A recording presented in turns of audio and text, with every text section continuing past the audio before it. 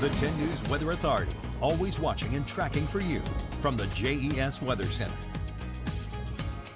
And with a lot of warmth on the eastern side of the country, we just had a lot of powerful storms able to pick up some moisture from the Gulf. And with all the cold that we've got further towards the west, it was bringing a lot of energy towards the southeast in particular. We managed to avoid most of those storms, but we are going to have some rain coming through tomorrow. Today's rain is mostly done at this point.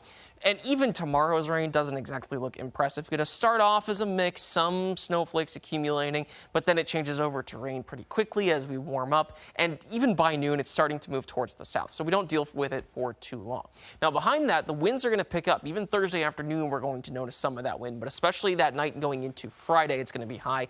That's going to make Friday feel extra cold on top of the already cold air that we're going to be bringing in. And Saturday keeps that trend, but Sunday is going to be a little bit of a different story. We'll be able to warm up there. Now, with the moisture we do have, low visibility is not an issue right now, so if you're doing any driving, that's fine. You don't have to fight against too much wind either. Today, they're staying under 10 miles per hour, and especially this evening, they're going to stay particularly calm. So you don't even need to concern yourself too much for wind chill this evening.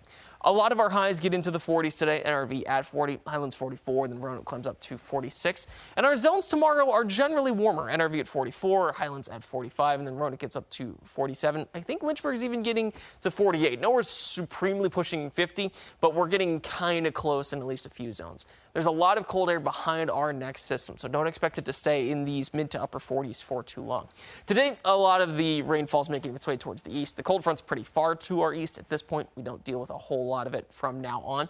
But going through today into tomorrow morning, the system that's bringing some mix, especially into Texas and Arkansas, is going to creep a little bit further towards the northeast. Now, since we've got warmer air as it is compared to what they've got in Texas and Oklahoma, it's mostly going to be falling as rain, but with colder temperatures right around sunrise, some wintry mix is possible.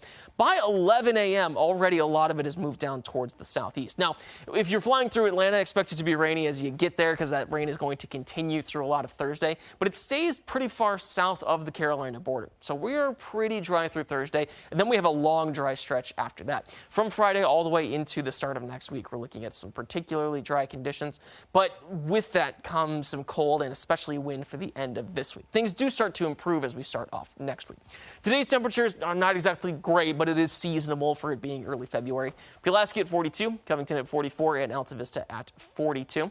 And then overnight, our temperatures are going to fall down into the 30s. Roanoke at 33, Blacksburg at 30, and Lexington at 34.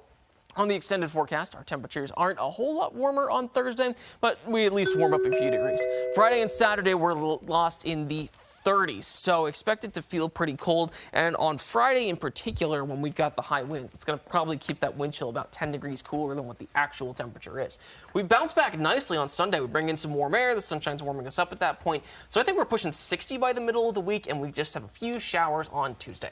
I asked Justin this yesterday, and the answer was no, surprisingly. But have you seen the movie Groundhog Day? You know, I should, but I haven't, and I don't know why. Are you guys hearing this? Our meteorologists don't watch Groundhog Day. I feel like it's a staple, especially if you're a meteorologist. Yeah, I've seen Ghostbusters. I've seen a fair few other, like, 80s Bill Murray movies. Yeah. Okay, well, we'll put it on your to-do list this week. There we go. All right, Marshall.